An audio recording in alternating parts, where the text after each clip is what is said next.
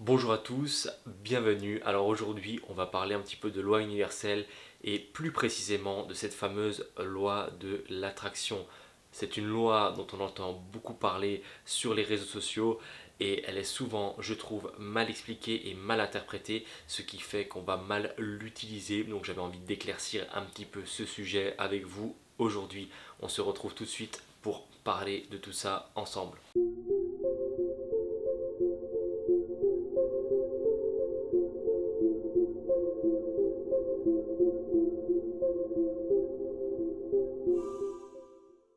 Alors l'univers est régi par des lois, ces fameuses lois qu'on appelle universelles.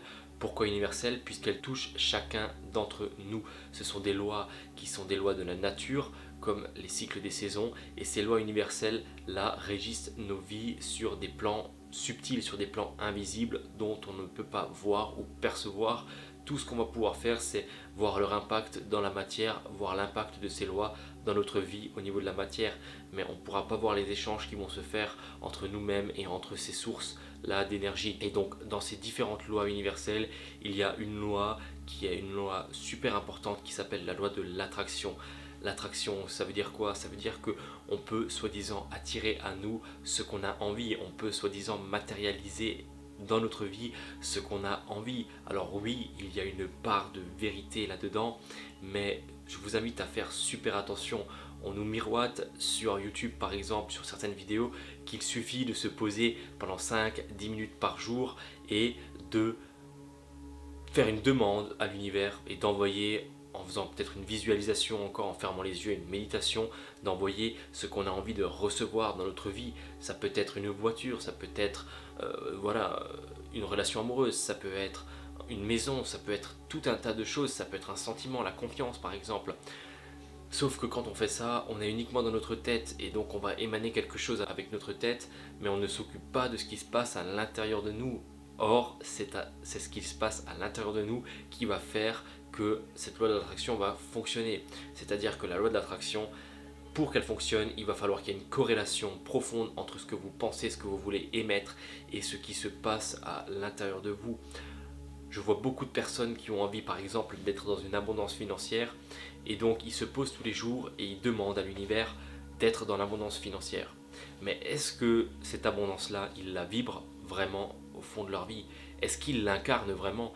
Est-ce qu'ils sont vraiment dans l'abondance dans tous les domaines de leur vie? Parce que c'est ça qui va faire que l'abondance va arriver. Ce n'est pas ces 5 minutes où vous allez vous poser et vous allez dire voilà, univers, je veux rentrer dans l'abondance financière, je veux avoir assez d'argent pour me sentir libre et épanoui. Donc, si vous faites ça, ça va être très limité. Vous n'arriverez pas à créer vraiment ce que vous avez envie puisque vous ne le vibrez pas, vous ne l'incarnez pas intérieurement. Donc, cette loi d'attraction, déjà, elle fonctionne 24 heures sur 24, 7 jours sur 7. D'où la nécessité, je pense, de s'observer, de prendre un recul sur nous-mêmes et de s'observer comme si on observait une personne dans la rue, comme si on observait une personne dans une pièce de théâtre et de voir quels sont les mécanismes qu'on active en nous et de voir quelle est l'énergie qu'on envoie dans l'univers parce que c'est ça véritablement qui va nous revenir. Donc c'est super important de prêter attention à tous ces phénomènes-là qui se passent à l'intérieur de nous puisque quand nous allons émettre une vibration de colère, quand nous allons émettre une vibration de frustration, une vibration de haine, toutes ces vibrations basses vont nous revenir, c'est-à-dire qu'elles ne vont pas nous revenir directement, mais c'est-à-dire qu'on va émettre ça par notre intérieur et donc par la pensée aussi, mais surtout par notre intérieur à l'univers, et l'univers, bah, il fait quoi? Il va nous renvoyer des situations qui vont nous permettre de vivre ces émotions qu'on peut qualifier de basses et de négatives. Si vous avez envie de rester dans la colère, dans la frustration, dans la haine, dans le manque, dans tous ces schémas-là, ben, vous allez créer tout ça dans votre vie. Vous allez avoir des situations où vous allez vous mettre en colère, vous allez avoir des situations où rien ne va fonctionner. Et c'est pour ça que c'est super important de cultiver d'autres émotions à l'intérieur de vous tout au long de votre journée et tout au long de votre vie. C'est ça qui va vous faire avoir une vie beaucoup plus légère, beaucoup plus joyeuse, avec beaucoup plus de bonheur et d'épanouissement. Là est la clé. Bon, le problème, je sais, c'est que c'est pas facile à mettre en place au début parce qu'on est tellement habitué à avoir ces schémas négatifs, à se juger, à ressentir ces émotions basses en nous, que ces circuits neuronaux, ces circuits qui se passent dans notre corps émotionnel sont tellement ancrés en nous, puisqu'on les a tellement alimentés depuis de nombreuses années, qu'il va nous être difficile d'en sortir, ou du moins il va falloir mettre une énergie considérable au début pour pouvoir en sortir.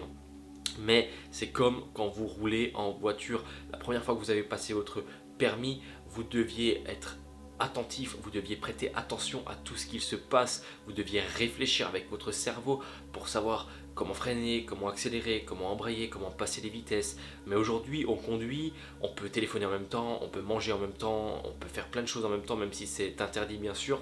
Et donc là, ça illustre vraiment ce schéma d'habitude. Quand une habitude est incarnée en nous, quand on l'a cultivée suffisamment, ça devient plus une habitude, ça devient un automatisme de fonctionnement. C'est-à-dire que ces émotions basses qui sont rentrées dans un automatisme de fonctionnement au sein de votre vie, il va falloir, pour les éradiquer, les remplacer par autre chose. Donc chaque jour, essayez de cultiver le bonheur, essayez de cultiver la gratitude qui est une émotion très très puissante. Essayez de cultiver l'abondance à chaque instant.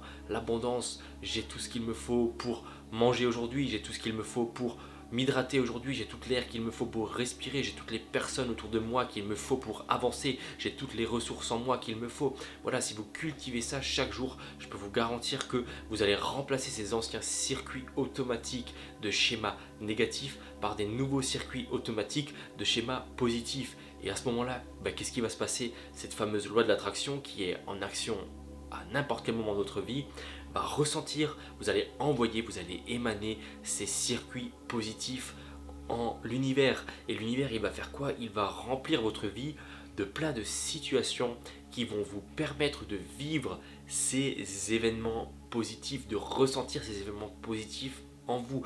Le bonheur, si vous émettez du bonheur et de la paix chaque jour, l'univers il va faire quoi? Il va vous envoyer des situations pour vivre le bonheur, il va vous envoyer des situations pour vivre la paix. C'est pour ça encore une fois que le hasard n'existe pas. Tout ce qui nous arrive dans notre vie, c'est nous qui le créons. Nous sommes le propre créateur de notre vie et on a souvent tendance à remettre la faute sur autrui. C'est à cause de lui, c'est à cause de cette situation, c'est à cause de ça, c'est à cause de ci, c'est à cause de ça. Alors que non, il est essentiel là de tout ramener à soi et de se rendre compte que c'est nous-mêmes qui avons créé tout ce qui se passe dans notre vie. Tout ça, ce n'est absolument qu'une création de nous-mêmes. Ça demande de se responsabiliser sur ce qu'il se passe et de ne pas hésiter à se remettre en question d'une manière fluide, c'est-à-dire sans se juger, sans se rabaisser, juste constater qu'est-ce que nous avons fait pour engendrer cette situation. Quand une situation se présente, qu'est-ce que j'ai émané pour que cette situation se présente à moi aujourd'hui? Qu'est-ce que cette situation essaye de me faire comprendre? C'est vraiment là la clé.